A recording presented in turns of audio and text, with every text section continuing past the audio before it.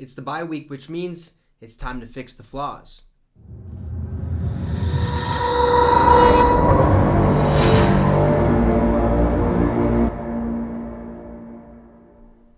What's up, Vikings Nation? Welcome to the Minnesota Vikings Syndicate. I'm your host, Trey Wicks. Now, before we get started, first and foremost, thank you to everyone who has hit that subscribe. We reached our goal of 450 subs.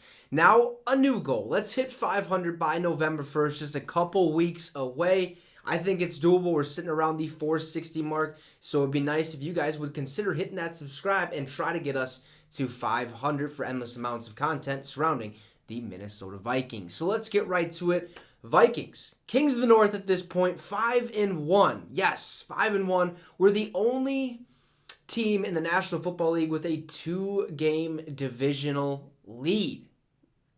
Pretty awesome, right? Pretty awesome. Yes, we do have one loss, but it is what it is. We'll take it. And we're going into the bye week, which means most of the players get to take some time to themselves, go back, see their family, and do all the other stuff, rest up basically. But Kevin O'Connell has a bigger job. Right now, it's time to fix the flaws of this team. The defense played pretty solid against the Miami Dolphins. They're starting to get better week after week. We still have some things to clean up, so he has to look at that. And he also has to look at the offense. What's working? What's not working? How do we get Dalvin Cook more involved in the ground game? I think, he is doing just fine, but I think we can get a little bit more out of him. So Kevin O'Connell has some flaws to fix, and that is what he's going to be doing during this bye week. So Judd Zulgad, I believe, Zulgad is his last name, of the Vikings Wire, who's a writer for the Vikings, dove through the situation and kind of gave us a glimpse at what we're kind of looking at and what might be getting fixed. So let's dive right into it. He starts by saying, Kevin O'Connell has no opponent to prepare for this week, but that doesn't mean the Vikings' first-year coach will be free from watching film or grinding through X's and O's. Only in this case, O'Connell's focus will solely be on his 5-1 team that has won its past 4 games by a closer than he would like average of 5.5 points. Now, the bye week presents an opportunity for a self-scout, which O'Connell and his coaching staff will dissect everything that has gone right and wrong in the first 6 weeks. Now, despite the Vikings' record, there's plenty to fix, and will be O'Connell's job to identify and fix as many of those issues as possible. Now, what's interesting is the Vikings have actually been successful. Their only defeat came in Week 2 in Philadelphia. While not being dominant and often playing on an uneven game on at least one side of the ball, this isn't uncommon in a league filled with flawed teams, but the best teams find ways to fix their biggest issues. O'Connell has been careful to remain measured in his responses, including following a 24-16 victory Sunday in Miami. Now, Minnesota only held a 6-point lead in the fourth quarter before Dalvin Cook's 53-yard touchdown run. The Dolphins then got a late touchdown. I told the team on Saturday, this is O'Connell speaking, by this time tomorrow we'll have 6 examples of who we are as a football team, O'Connell said.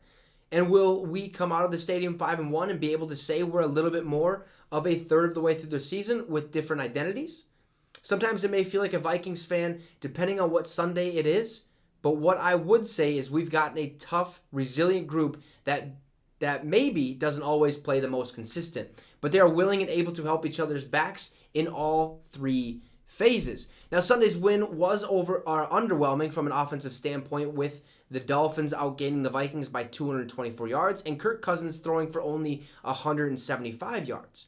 Now, a defense that had struggled to get a pass rush benefited from some of the Dolphins' injury issues and recorded 6 sacks. The Vikings are a respectable 11th in the league in points against, but are 26th in yards surrendered.